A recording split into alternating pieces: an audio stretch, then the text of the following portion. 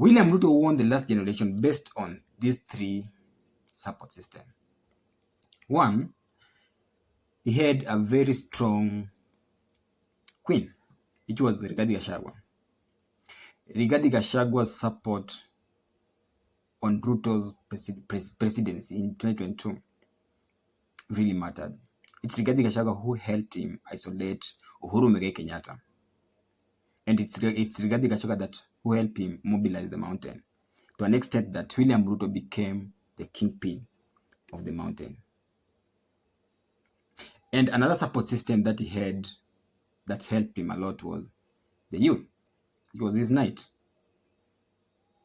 He formed a hustler narrative behind the youth. The mtu wa mkokoteni thing, the mtu wa boda boda, the mtu wa mama mboga thing. That reasoned well with a good number of youth, and youth loved that and supported William Ruto. Then lastly, he had the support of the clergy, which was the church. And in the game of power, so long as you have the support of the church, you are rest assured to win. So those are the three support systems that really helped him win the last presidential election. Now, today, he's faced with two big problems: the Generation Z and Rigathi Gachagua. He is on the way to solve Generation Z issue. But a bigger issue that is facing today is Rigathi Gachagua, who is proving to be very hard to control. There is an impeachment motion in the corridor of power, and Rigathi Gachagua is to be impeached. And this is how it's going to happen. Nasema anataka kuimpeach Gachagua,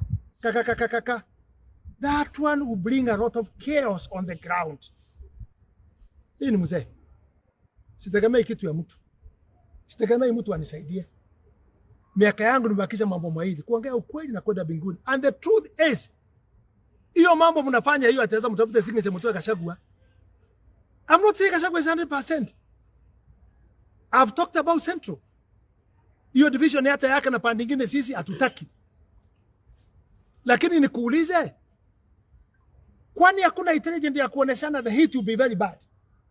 The division will be the worst. Hata tukichukua serikali, hata nani akichukua serikali, the heat will be very hot. That's what I know. Why do you want that division? Your Excellency, why do you want that division? You can party 2027 kulingana na constitution. Slowly. Sema sasa, hii mtu amenichokeza kwa sababu ya ABCD. You know, that is the same thing Uhuru did. He did not tell us the problem ya kuachana na Ruto. He did not tell us. So it got us in a mess and a lot of propaganda in between. Tukakosana, tukapitana sisi wote. Sikiza mwananchi anasema nini. Mwananchi msikia anasema nini. Wanjiko, does he have did you consult? Did you do public participation kwenyu huko? Kwetu hatujafanya public participation, tutafanya. Na tutazunguka tusikie opinion ya watu. Kwa sababu by constitution, public participation ya anything of the Kenyans ya Wanjiko, lazima Wanjiko akuwe aware ya kujua ni kitu gani inazungumziwa. Raila is supposed to have an election of AUC person in January. And that impeachment motion is going to be pushed after Raila Amolo Odinga has won the AUC bill. You've seen of late there is an increase of Kindiki sending and receiving, seeing off William Ruto and receiving him when he's to and from the country. And there is a great number of development projects that are ongoing on the mountain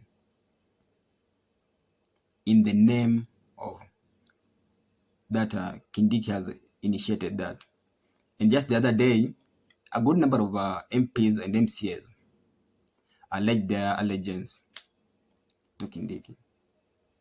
There's a plan to impeach Rigathi Gachagua And it's Kindiki who's on the standby to take the position of Rigathi Gachagua.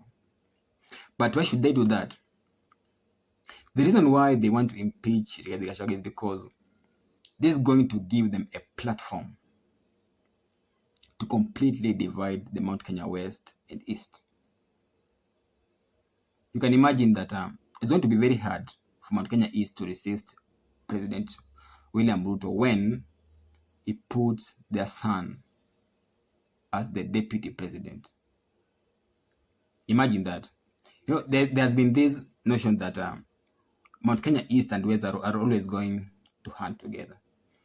And a good number of times, Mount Kenya West has benefited more on this hunting.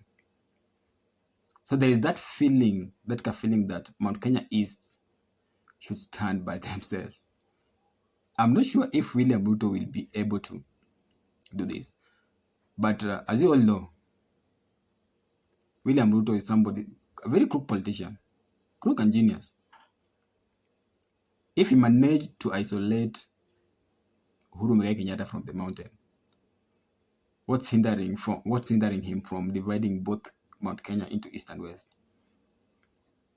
He can't manage that. So the motion is already there, and I'm very sure that Wetangula has the papers of this.